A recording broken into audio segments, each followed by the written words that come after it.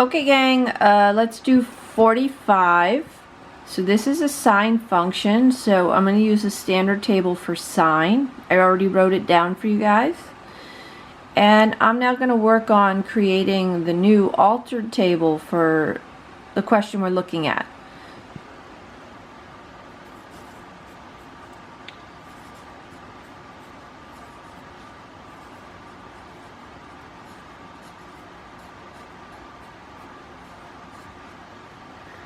Okay, so remember, if it's a D or an A, that affects the Y column. If it's a B or a C, that affects the X column.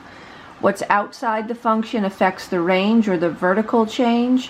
What's inside the function affects the domain or the X change, right? The horizontal change. All right, let me start with the Y values. So the sine function, no matter how sophisticated it is, how sophisticated what you put in it is, it's going to output something, right? So you put something in, the sine function chews it up, and it outputs something. So what it's going to output, this is what the sine function outputs, no matter how funky, sophisticated, huge the inside is. So the sine function outputs something, we're going to do 2 minus that thing, right? Wherever the sine function is, you replace it with what it outputs.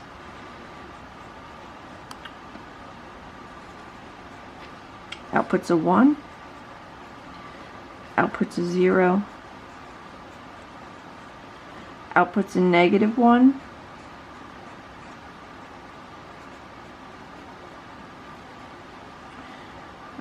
where am I? Outputs a 0. Alright, that's the new output points. Let's now calculate. The domain is always the one that takes more work because there's calculations for that. Alright, let's start with the period. The formula, the sine function and the cosine function is 2 pi over b. B in this case is, remember, b is in front of the x, so this is all b. There is no c. There is no c here, just the b.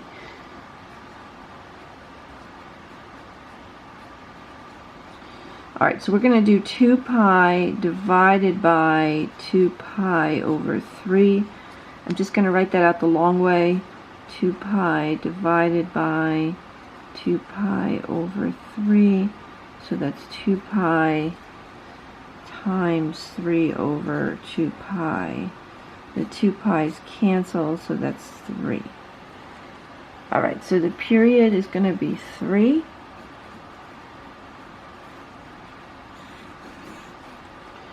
Alright, now let's do the increment.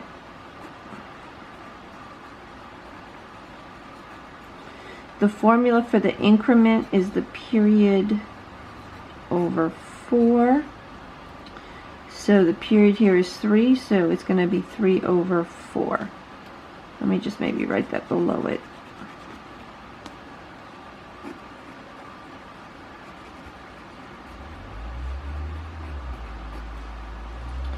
Again, the increment is how far you have to jump,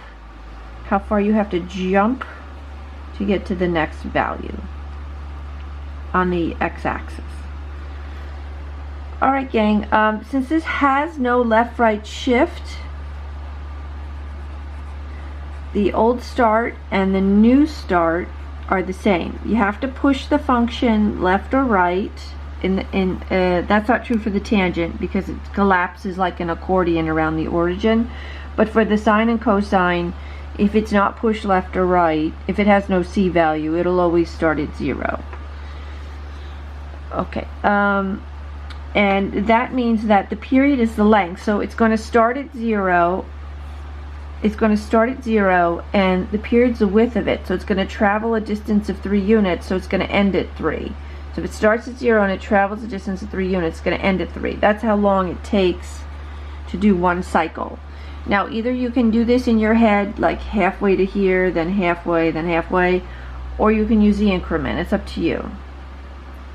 So if we start at 0 and we add the increment, which is 3/4, so 0 plus 3/4 is 3/4, right? And then you add the increment again. So 3/4 plus 3/4. I'll write a little extra step here for everybody. 3/4 plus 3/4 is 6/4. 6/4 reduces to 3/2. Okay? 6/4 reduces to 3/2. Alright, then you add 3/4 again. I'm going to keep it in this form since it has the LCD. 6/4 plus 3/4 is 9/4. And then you'll notice, just to check, if you add 3/4 again, that's 12/4, which reduces to 3. Alright, sorry that's so squeezed in there. I'll try to put more room next time. Hope everybody can see it. 0, 3/4, 3/2, 9/4, 3. Okay. Let me draw this. Let's take a look at this. All right.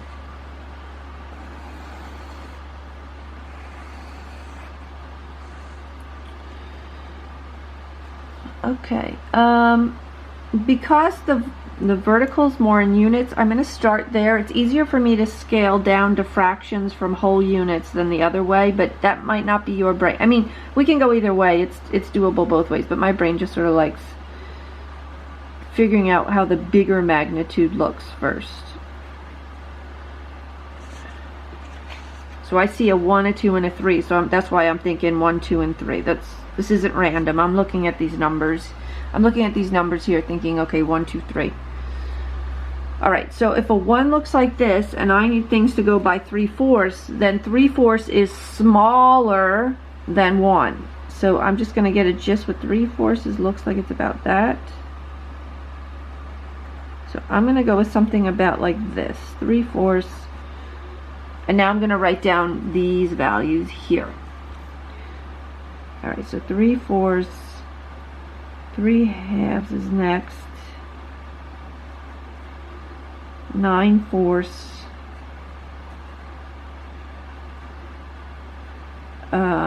Where am I at? 0, 3/4, 3/2, 9/4. Oh, I'm at 3. Alright.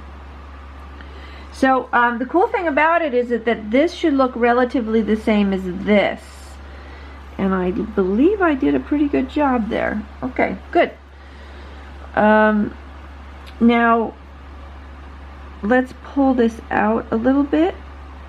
Or if you want, if it's easier, since if you want, you could just go to the left. Or you could go to the right, whatever way you want. But since you sort of already crunched out the numbers, they're just going to sort of mirror on this side. Negative 3/4.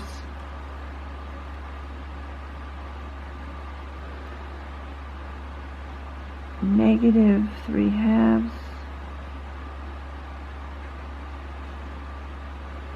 Negative 9/4. Negative 3.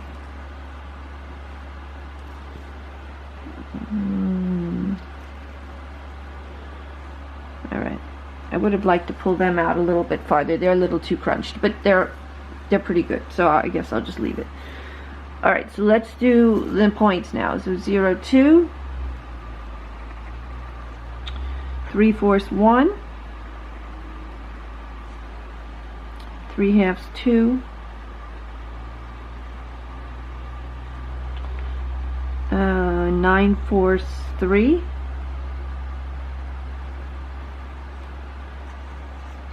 3 and 2. Okay, so that is one cycle. Put a little arrow at the end. So that's one cycle. Now notice that the center line is at 2. The center line is at 2. That's what cuts the graph in half, and that should make sense to you because the graph has been pushed up 2. So that means instead of it oscillating around 0, it now oscillates around 2. The other thing you should notice is that a negative was put in front of the sine function. The sine function usually goes up and then down, but the negative is reflecting it over the x-axis. So this graph has been reflected over the x-axis and pushed up 2 units. So that's why it's going down first and then up.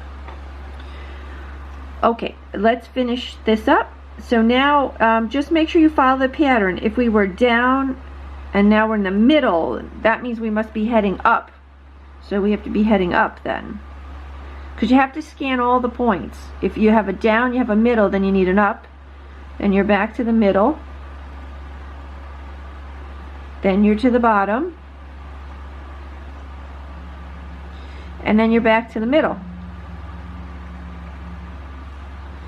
Alright, let me...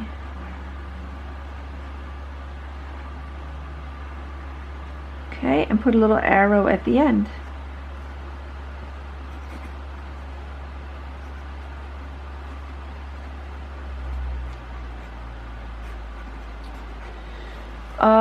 Let me just see if I have any closing helpful thoughts. Try to help you guys as much as I can. I know pre-calc's a lot of work. Any final thoughts here? I think I do have a final thought. Okay, so remember that for the sine function of x, the period is usually 2 pi, right? And we can think about that as 2 times 3, which is about 6, right? Just approximation. So usually the width of a sine function is from 0 to 6, one cycle, one round of it. Now this, I know it's reflected, so it's flipped the other way. This one, if you notice, the period is 3. This guy here, the period is 3. So this guy is actually cycling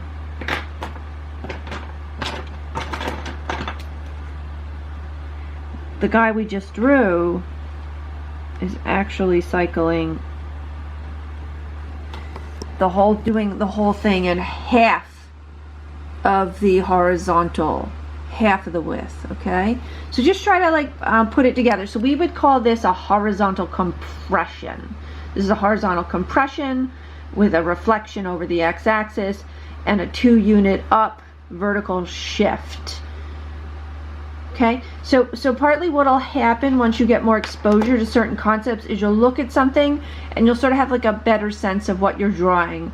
Right now when you first learn something, you're just trying to get your bearings and get a technique, but then after a while you'll make more like sharper observations. And that's true with anything in life. You just gotta keep at it until it normalizes, and then you know.